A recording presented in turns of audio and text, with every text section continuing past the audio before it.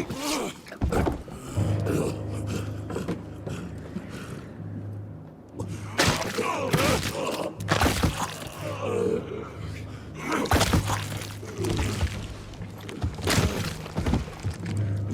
could have achieved great things, son. We did. But then you died. It'd take more than bullheadedness to find her. Carmine, we'll stop her before she reaches DC. I taught you well after all. You just pray it was enough.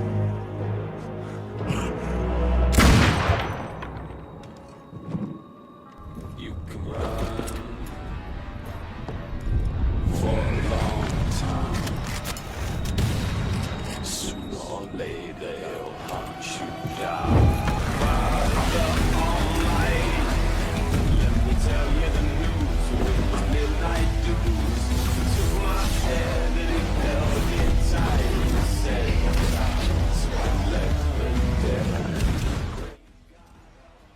Holy shit, Evil West is awesome. It's got everything an action beat 'em up game wants with style. 1800s Western cowboy setting? Check. Evil vampires trying to take over the United States? Check. Tons of blood, guts, and explosions? Check. Evil West knows what it wants to be and it does a damn good job at it. Alright, before I gush more about how fun this game is, I'm going to take a step back and explain what Evil West is. Evil West is an action beat 'em up game set in the 1800s Midwestern America with a demonic twist to it, developed by Flying Wild Hog and published by Focus Entertainment. You play as Jessie Rentier, a veteran vampire hunter who is America's last line of defense from evil, blood-sucking vampires that want to take over the world by turning everyone into a mindless, demonic leech zombie. Like my ex-girlfriend. First of all, I just want to say that I love the mixture of the dark and gritty supernatural bits with the western cowboy bits, with some steampunk aesthetic thrown in, and it all comes together to create a really interesting setting that I found myself deeply intrigued by. Let me first talk about the story that takes place in Evil West. Like I said earlier, you play as Jessie Rentier, a field agent of the White House's secret organization that specializes in monster hunting, aka the Rentier Institute. One day, a bunch of evil vampires called the Sanguisuge decide that they want to take over America by turning everyone into a mindless, blood-sucking leech zombie. The Sanguisuge attack the Rentier Institute and wipe out almost all of the agents and destroy the main base of operations. Jessie, being one of the last surviving field agents, must assemble a ragtag group of individuals who can help him out on his quest to find the head vampire and stop her from taking over the country. And that's pretty much the story. I think it's very obvious that Evil West was not meant to be a story-driven game. It's evident in the really short cutscenes that really only serve to give context on the levels we're heading next. And when I say short, I mean short. I finished the campaign in about 10 hours, and that's with me trying to explore at the very linear levels. I know this type of game is meant to be replayed, but even then, replaying it will probably give you another 10 hours max. So you might get 20 hours of gameplay for a $50 to $60 game, which is a bit on the lower side. And the story itself is really nothing to write home about because not very much interesting dialogue or character development goes on.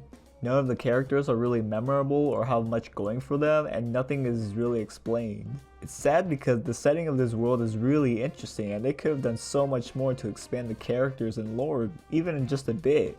But alas, they didn't. So unfortunately, the story is probably the weakest part of this game. Hopefully though, if the Wikipedia page is correct, they hint at a sequel for Evil West, and maybe they'll expand the lore then.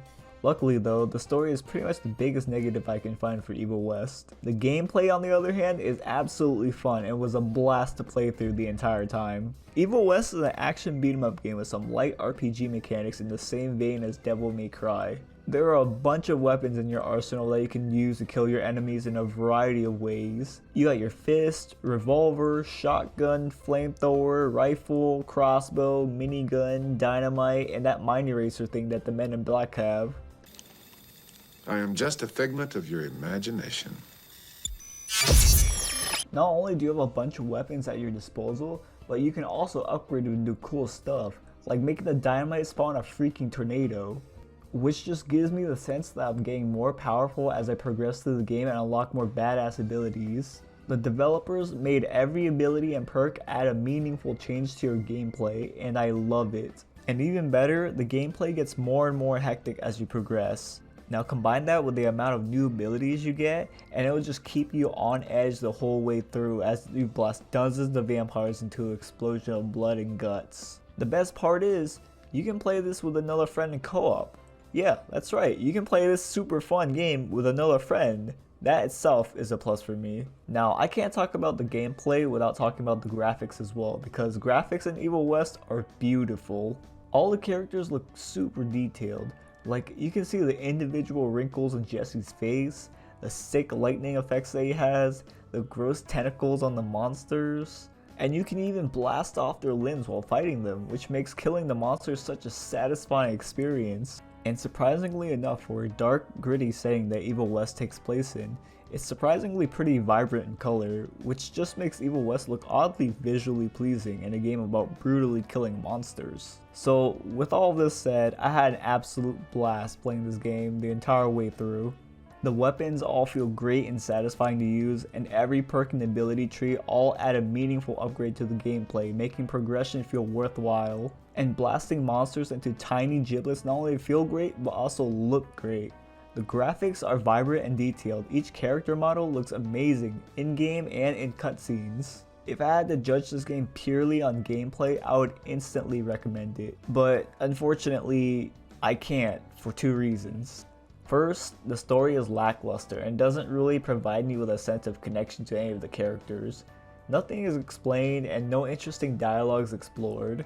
I would have loved the game to have slowed down its pace and explore some of the lore or backstories of the characters, but it doesn't, which is a shame. The second reason why I have a hard time recommending this game is because the game is pretty short.